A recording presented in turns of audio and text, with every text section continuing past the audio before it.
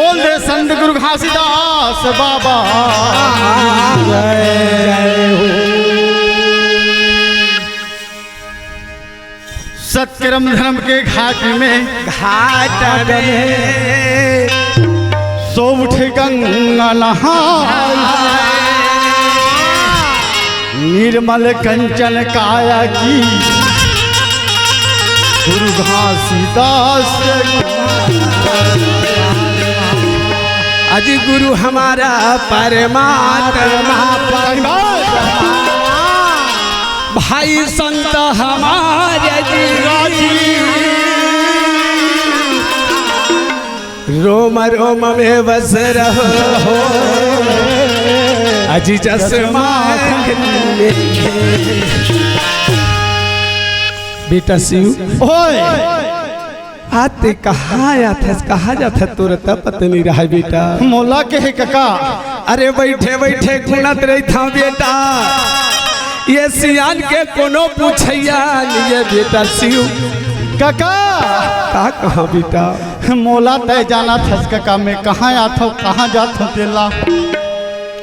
आज मोला संग लगा दे शेरगढ़ वाले नोहरदास पंडित के संग में काका। ओहो और मैं रात दिन चौका आरती में घूमत रही था। बड़ा अच्छा काम करत है शिव। हाँ ये महालतारी धन संपत्ति कोनो संग में जाने वाले लिए बेटा नहीं जाए। आज धन ओ दाई दादा तोला जन्म दे है। आज जगह जगह जाके वो गुरु के गौरव गाथा ला, वो पंडित के संग में दुनिया दुनिया में नाम चलावत हवस बेटा। लेकिन मोर जिंदगी व्यर्थ हो गई बेटा। कैसे? आज 4 जन पुत्र पैदा करे कोई काम के लिए बेटा। अच्छा अरे खटिया में बैठे बैठे रोवत जो हाथ नहीं था, ये गिलास पानी बिगड़ तरस जथा बेटा। और तो हूँ ये धन बेटा चल। हाँ जो दाई दादा के नाम न जगह जगह जाके चलावत है शिव। खटिया में बैठे बैठे गुनत रही था बेटा। सुना था सियान, एक गिलास पानी ला दे देती इसकी के। हाँ। लेकिन वो पानी दे भैया नहीं है। ये मोर दुख है तकलीफ है, लेकिन ते कहाँ जावत है? लेकिन मैं कहाँ जाता हूँ कहाँ आता हूँ तेहा बताओ सियान। नहीं बता बेटे कैसे जान। आज मैं रायपुर जाने वाला हूँ काका। हाँ जी। और ओकरे साथ साथ में रायपुर से गिरौदपुरी जाऊँ। गिरौदपुरी जावे भैया। हाँ ओकरे सती मैं है ये संगवाली मल्ला में न्योता दे पर गली गली गांव गांव घूमत हूँ। ऐसे भैया। हाँ मैं सुने हो भैया मोहन सुंदरानी भैया तुम्हारा न्योता दे के वही पहुँचे हो काजी। धन है बेटा ते रायपुर से ते गिरौदपुरी जाऊँगा। ऐसे गिरौदपुरी में कहाँ होते बेटा? अरे गिरौदपुरी में काका। हाँ जी। अरे बाबा जी के जोड़ा जत खाम है आरती मंगल भजन वहाँ पूजा होते काका। लोहर पंडित वहाँ घलो कार्यक्रम है बाबा। ऊंचा चौका है। ऐसे कहा आज महूला संग में ले जाते, वो गुरु के दर्शन ला करा देते, मोर पापी चोला तर जती बेटा। हाँ जी। आज ते हाँ वो गिरौदपुरी जाऊँ की थसियान। हाँ जी। लेकिन मैं वही गिरौदपुरी में तोला लेके जाऊँ काका। वाह बेटा वासी। अरे मोर रहत ला चिंता मत कर बे काका। कामे जात हो बेटा? बस लगे हमारा। अगर तू हर बस में कोई जगत नहीं तो मोल कामे ले घुदा। अरे वो कर चिंता मत कर बे काका सीट के। हाँ जी। अरे गाड़ी में सीट नहीं होही ते अपन में सर में बैठार के ले जाऊँ। धन है बेटा। आज मोर पाट के बेटी बेटा कपन कोनो मीट बोली दे देती तोरा संसीव। हाँ लेकिन आज मैं तोला प्राय समझत रहे बेटा, लेकिन वास्तविक में आते दुनिया ला साबित करके दिखा दे शिव। अरे लेखबे का नहीं लेखबे तला नहीं डाला या फिर कह दे तो मोर चोला गदगद हो गई। अरे नहीं काका। हाँ तुरंत कपड़ा लत्ता जोर और मोर संग में चल गिरौदपुरी। अरे सियान आदमी के जाऊ का कपड़ा का लत्ता बेटा। ऐसे हागा कृप मोला वो गुरु के दर्शन लगा। अरे ते चिंता मत कर काका, चल वो गुरु के दर्शन में जाबो। ऐसे तो चल बेटा। अरे महागाय गिरौद के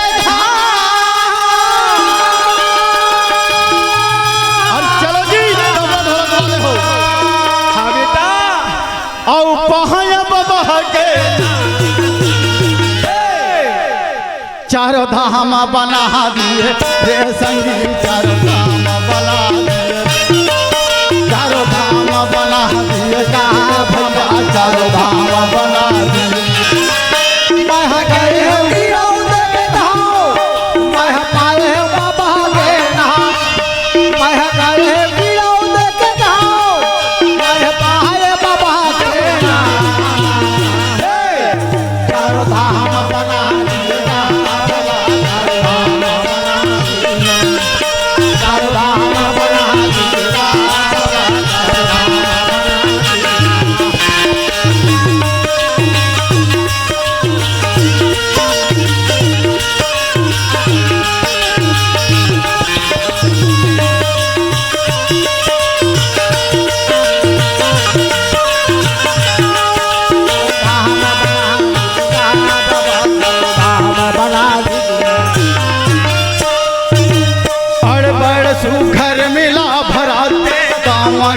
तक मेला कांवर गिरो तक मेला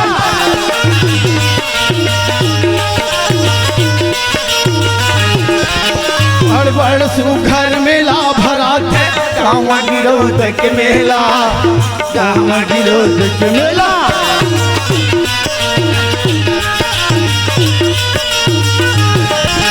जोगा नदी के पानी लपीते अड़बड़ होते झमेला अड़बड़ होते झमेला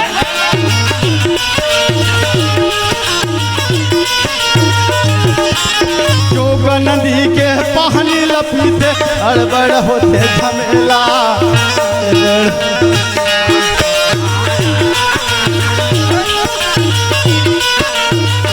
अड़बड़ होते झमेला अड़बड़ होते झमेला अड़बड़ होते झमेला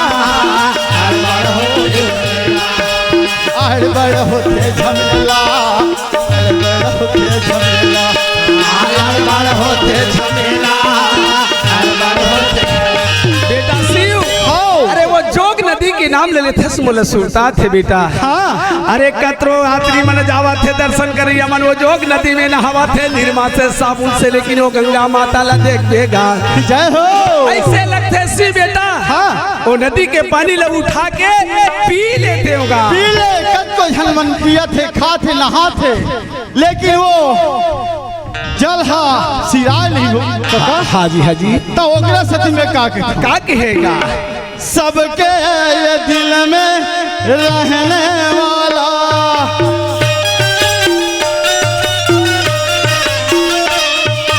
सबके ये दिल में रहने वाला शत्रु भी दीवाना जलाए बाबा महादेव तोरे पूजा ला कर हमारा रख दे हमारे हाथ महदूला तोरे पूजा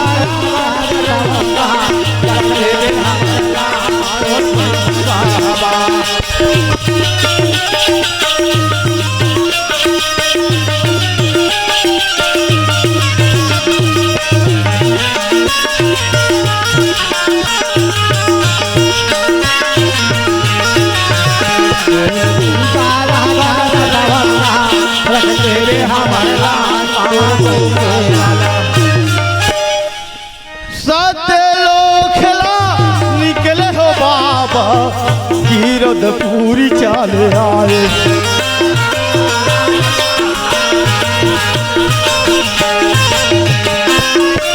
सत्य लोग खिला निकले हो बाबा गिरद पूरी चाल आए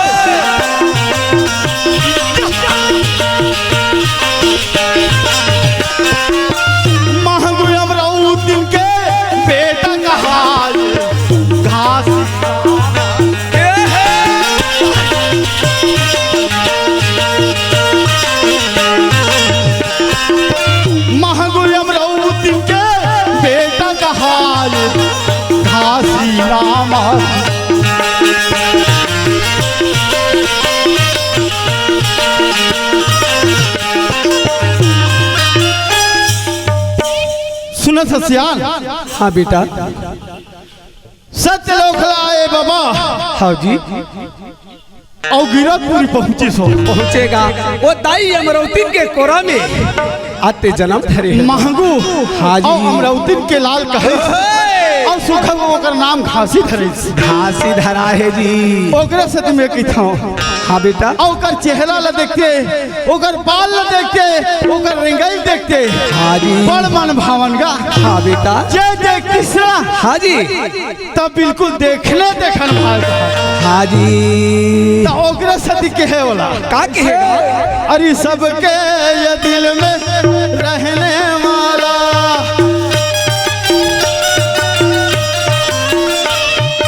सबके ये दिल में रहने वाला शत्रु भी दीवाना जलाए बाबा महादेव के लाला तोरी पूजा ला कर हमारे रख दे बे हमारे शिवा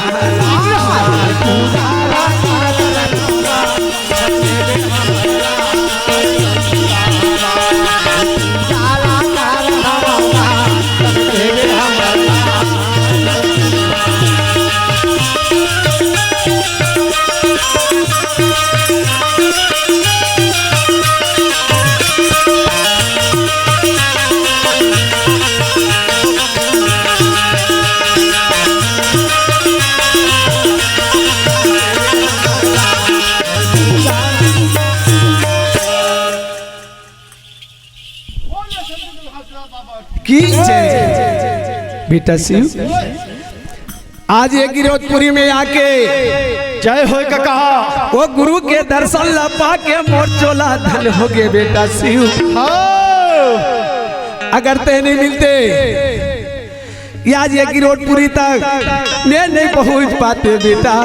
सही बात। ये गुरु के दर्शन नहीं कर पाते जी। काका मोर अनाथ गरीब के पास रुपया पैसा कहीं नहीं है बेटा। कहाँ गुरु के शरण में काला ले गाँव काला चढ़ावा से लगते शिव। पैसा के चिंता मत कर काका। ही चाहे गुरु जी हाँ रुपया पैसा धन लोगानी नहीं मांगे वो काका। बेटा शिव मोर पास तो रुपया पैसा नहीं लेकिन वो श्रद्धा सुमन के ये दे वो गुरु के चरण में अर्पित करत हवा बेटा। ये गरीब के वंदना ला स्वीकार कर ले बाबा जी। कही बाबा ये बाबा ऐसे और नरियर सुपारी बंगलग पाने ला बाबा।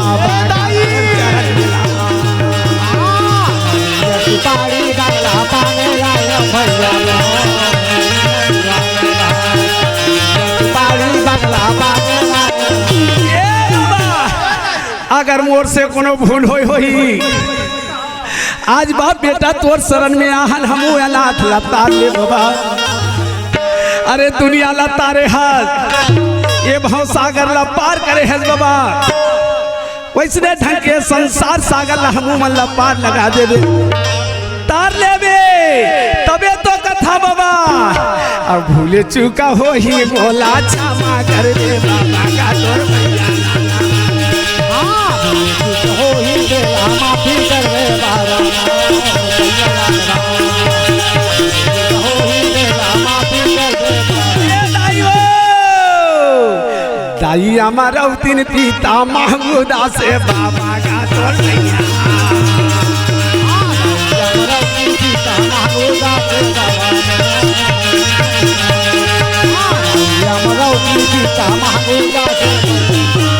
ये बेटा शिव और जे कर बेटा घासी तो ला बंदो बाबा का सोना ना कर ले।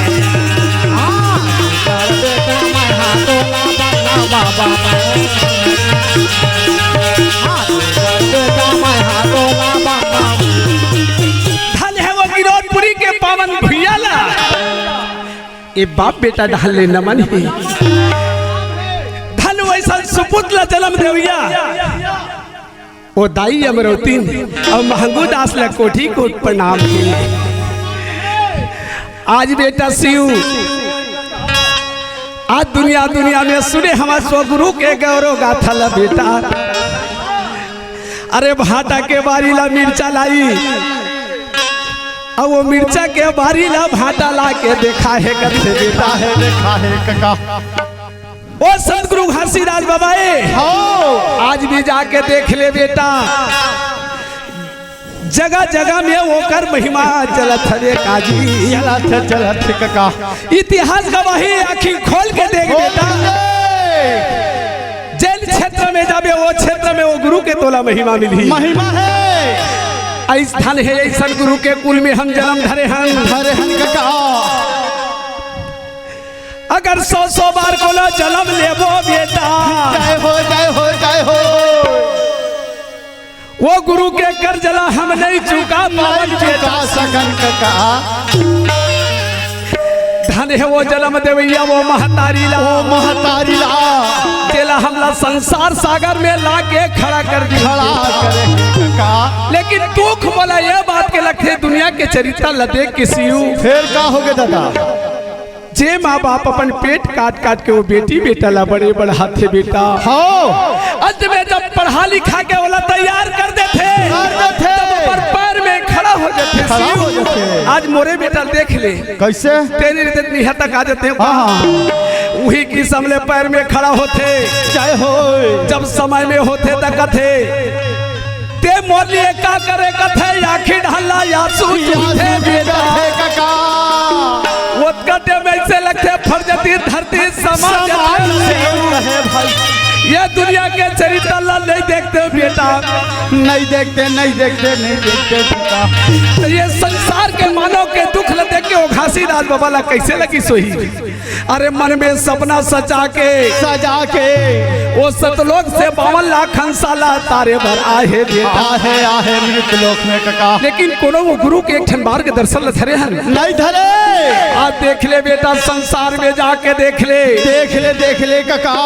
चाल चलन औ खानी बानी जी आया चला हमार गुरु महाराज भी बतावा थे लोहार पंडित तिलक बर्मन भैया छाती पीट पीट के गाँव में जाके बताते चाल चलन औ खानी बानी तब मिलही तोला सियानी गा।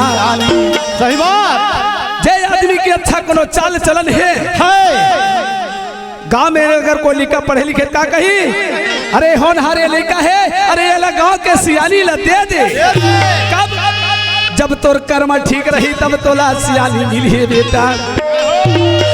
ये कर सती जत का मोर श्रोता अगर कोनो सुनत हो ही लोहर बघेल के चौका पूजाला मोर तिलक भैया के वो कर बताए रास्ता ला कोनो एक ठल्ला धर लेवन जी भैया हो।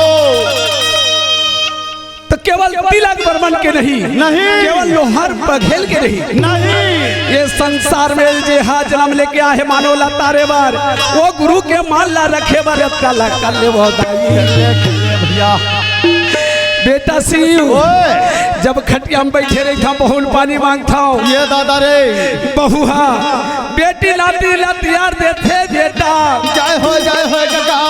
वो लड़का खेला बर भुला जाते प्यास मरत रही था लेकिन एक लोटा पानी देवैया अब तो ला अपन समझ ले तो अपन दुख ले बता एकरे बात मत कर सियान जे तोर ये अंदर में है जिन ला मोला बता दे कका। तमे पूछ अरे जैसे बनी मोर से सियान वो प्रकार से मैं तोर सेवा करूँ मोर कका। बेटा शिव मैं पूछता हूँ वो सास ससुर ला दुख देवैया मल्ला एक लोटा के पानी के लिए तरसैया मल्ला। अरे आज मोर नहीं जांगर चलते में खटिया में बैठे हाँ अरे एक दिन तोरा बुढ़ापा अरे वही एक लोटा पानी भर तहुला तरसे लगी है कान खोल के सुन बेटा शिव। अरे जैसे कर्म में करबे वैसने फल ला तोला भोगल लगी। अरे झाड़ लगाबे बमुल के बेटा तायाम कहाँ से हो। अरे ते संसार सागर में आके केवल काटा बोहस तोला काटा में ही चलेला पड़ी तोला आम के फल खाएला नहीं मिले। जेला संत गुरु घासीदास बालक दास गुरु अमरदास जेला संसार में बताए हवे बेटा वही लाभ क्या का कहे है हाँ जी। अरे जैसे करनी तस फल चाखा और नर खजाता क्यों भाई कर्म करबे कर्म के अनुसार से तोला स्थान मिलही बिल्कुल सही बात ला बोले बेटा शिव हो।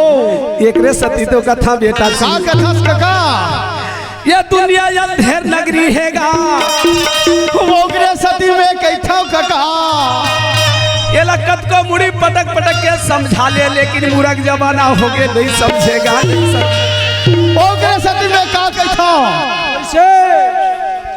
कातेगला समझाओ भाई बिगड़े जबाना कातेगला मैं बताओ भैया बिगड़े जबाना कातेगला समझाओ भाई बिगड़े जबाना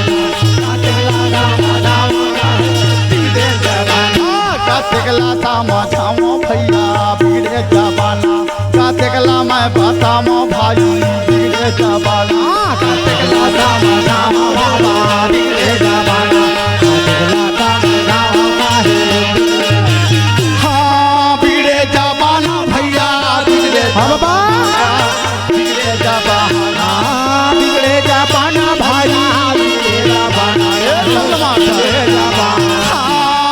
जबाना भैया बिगड़े जबाना क्या बिगड़े जबाना भैया बिगड़े जबाना साहेब बिगड़े जबाना सामा सामा भाई बिगड़े जबाना बिगड़े जबाना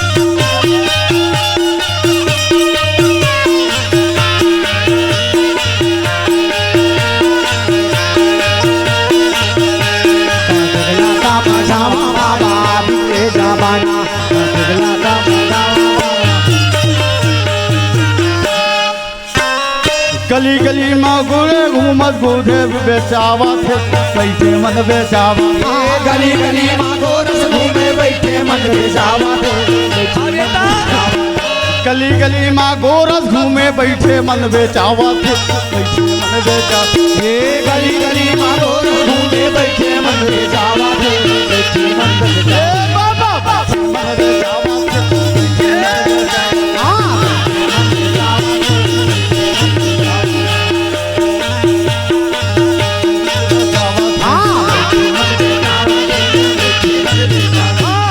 गला सामा झामा भाजा बिगड़े जमाना देखला सामा झामा भैया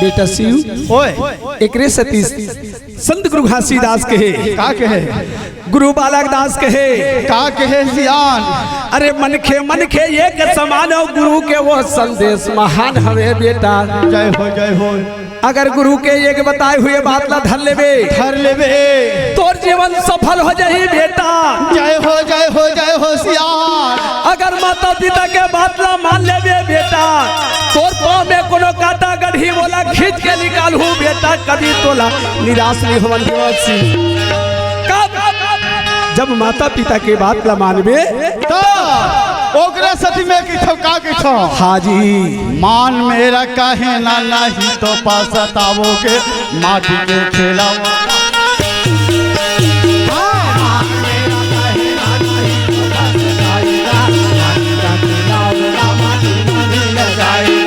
मान मेरा काहे ना नहीं तो पछताओगे माटी के खिलाओ मान मेरा कहना नहीं तो पछताओगा ये माटी के खिलौना माटी में मिल जाएगा माटी के खिलौना माटी में मिल जाएगा ये माटी के खिलौना माटी में मिल जाएगा माटी का खिलौना माटी में मिल जाएगा ये माटी के खिलौना मिल जाएगा माटी के खिलौना माटी में मिल माटी का खिलौना माटी में मिल जाएगा माटी का खिलौना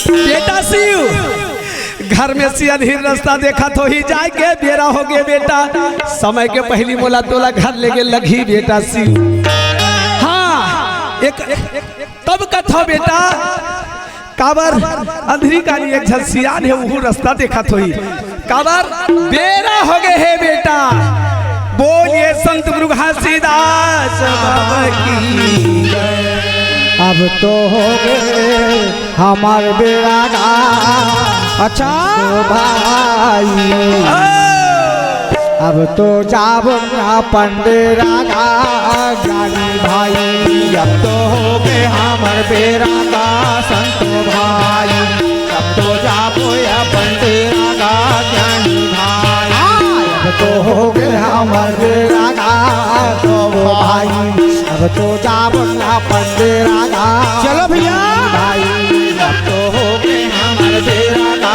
संतो भाई अब तो जाबो या पंडेरा गा ज्ञानी भाई अब तो हो गए हमारे बेरा गा ज्ञानी भाई अब तो हो गए हमारे बेरा गा संतो भाई अब तो हो गए हमारे बेरा गा ज्ञानी भाई अब तो जाबो या पंडेरा गा अब तो हो गए हमारे बेरा अब तो जाबो ना पंडेरा गा ज्ञानी भाई अब तो हो गए हमर बेरा गा संतो भाई अब तो जाबो हमर बेरा गा ज्ञानी भाई अब तो हो गए हमर बेरा गा संतो भाई अब तो जाबो ना पंडेरा गा ज्ञानी भाई अब तो हो गए हमर बेरा गा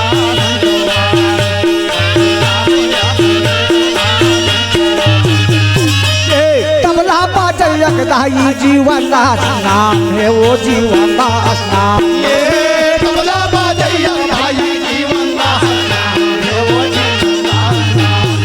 कहरा गहरा जीलम रहते जावा डाला काम है वो जावा डाला काम ये खैरा गाड़ा जीलम रहते जमर काला नाम है वो जमर काला नाम। हारमोनियम बाजे दाई रेक्शन वो कर नाम है वो रेक्शन वो कर नाम ये हारमोनिया बाजैया भाई देखकर महिमा नाम है वो देखकर महिमा नाम। खैरा गहरा जीलम रहते झूला वो कर काम है वो झूला वो कर काम ये है खैरा गाड़ा जीलम रहते झूला वो कर काम है वो झूला वो कर काम। झाझे बाजैया के जगमोहन दास नाम है जगमोहन दास नाम ये झांझे बाजैया के जगमोहन दास नाम है जगमोहन दास नाम। कहरा गहरा जीलम रहते सिरगढ़ वो कर काम बाबा। सिरगढ़ वो कर काम ये खैरा गाड़ा जीलम रहते सिर वो कर काम है वो सिर वो कर काम। कथा का है यकदाई नोहर दास नाम है वो नोहर दास नाम ये कथा का है भाई मोहन दास नाम है मोहन दास नाम। खैरा गहरा जीलम रहते सिरगढ़ वो कर काम है वो सिरगढ़ वो कर काम ये खैरा गाड़ा जीलम रहते सिर वो कर काम है सिर वो कर काम। मोहरी बाजैया के चिरौंजी लाल नाम है चिरौंजी लाल नाम ये मोहरी बाजैया के चिरौंजी लाल नाम है चिरौंजी लाल नाम है। खैरा गहरा जीलम रहते गाड़ा घाट गाँव है वो गाड़ा घाट गाँव ये खैरा गाड़ा जीलम रहते गाड़ा घाट गाँव है गाड़ा घाट गाँव। झुमका बाजैया के परसोत्तम दास नाम है परसोत्तम वो का नाम ये झुमका बाजैया के परसोत्तम लहरे नाम है परसोत्तम लहरे नाम। खैरा गाड़ा जीलम रहते हीरा वाही गाँव है वो हीरा वाही गाँव ये खैरा गाड़ा जीलम रहते हीरा वाही नाम है वो हीरा वाही नाम। नाचा देखे यकदाई श्री प्रसाद नाम है वो सतनाम मुर्शियाल हो नचा देखे यकदाई श्री प्रसाद। राजेंद्र गाँव जिलम रह के भटगाँव कर गाँव है वो भटगाँव कर गाँव राजे लावा जीलम रहते भटा गाँव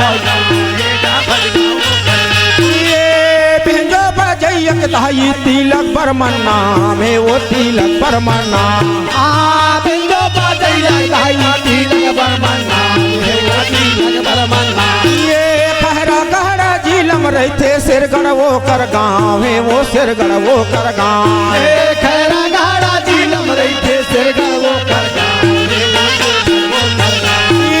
मातियानु सहर दाई गायन गुर के पानी ला वो गायन गुर के पानी ला मातियानु सहर दाई गायन गुर के पानी ला हो गायन गुर के पानी छोटे छोटे लड़का दाही आए तुहर गाँव माँ वो आए तुहर गाँव छोटे छोटे लड़का दाही आए तुहर गाँव माँ हो आए तुहर गाँव भूल चुकला माफी दी हो अपन लड़का जान के वो अपन लड़का मान के भूल चुकला माफी दी हो अपन लड़का जान के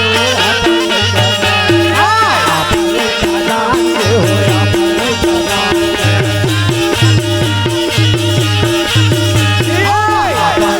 जान के हो अपन लड़का जान के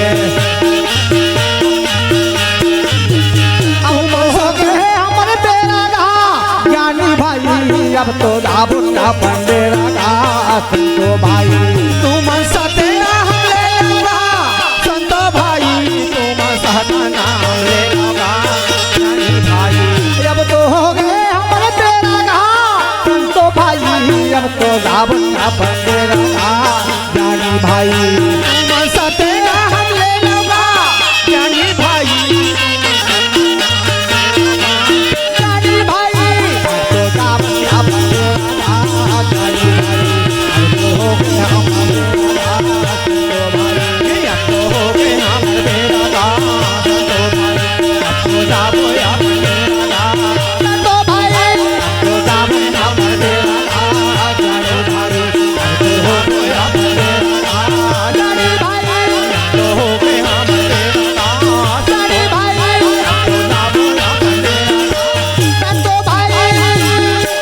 बोलिए गुरु घासीदास बाबा की जय।